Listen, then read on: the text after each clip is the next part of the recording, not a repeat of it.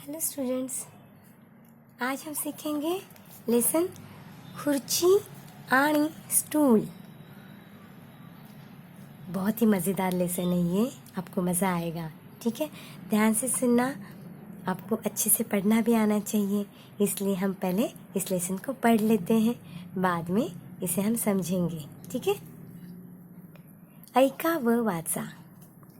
खुर्ची म्हणाली, अरे स्टूला। एक लाइन मैं पढ़ूंगी, बाद में आप उसे दोहराना। खुर्ची म्हणाली, अरे स्टूला, केव्हा येणार चालायला तुला? स्टूल म्हणाले, त्याच वेळी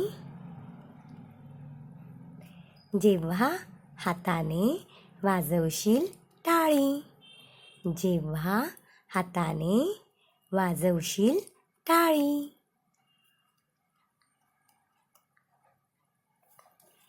हे ऐकून पंखा हसला, पाय नसून फिरत बसला। कविता बिंदा करंदीकर जी ने लिखी हुई है।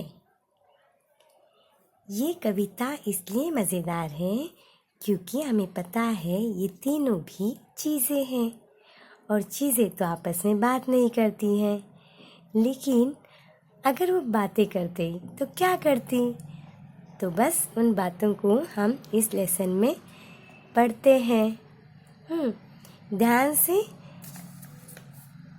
सुनना, क्योंकि ध्यान से सुनने से किसने क्या कहा, किससे कहा, ये आपको पता चलेगा।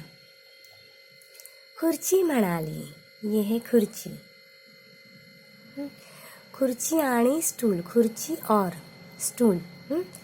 खुर्ची, खुर्ची म्हणाली, खुर्ची ने कहा। देखो कह रही है, हाथ देखिए कैसे दिखा दिखा के, हाथ दिखा दिखा के ऐसे कह रही है, अरे स्टूला।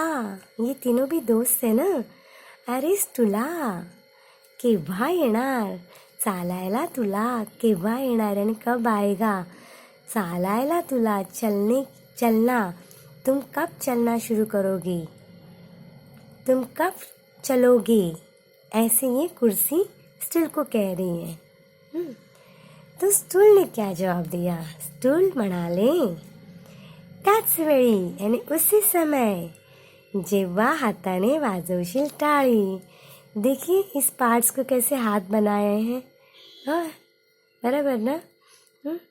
तो स्टूल कह रहा है उसी समय जब तुम्हारे हाथों से ताली बजाओगे। हे ऐकून, अब इन दोनों की बातें सुनकर, ये देखो ऊपर है पंखा, पंखा हंसला, ये देखिए हंस रहा है। पाय नसून फिरत बसला। अब पंखा तो घूमता है ना, हम कहते घूमता है, लेकिन हम तो घूमते हैं तो हम तो चलते हैं, लेकिन इसे तो पैर नहीं है ना, लेकिन फिर भी वो घूमने लगा। हे ऐकून, इनकी बातें सुनकर पंखा हंसने लगा। पाय नसून, पैर नहीं है, फिर भी वो फिरत बसला, घूमने लगा। मज़ेदार है ना कविता? Thank you.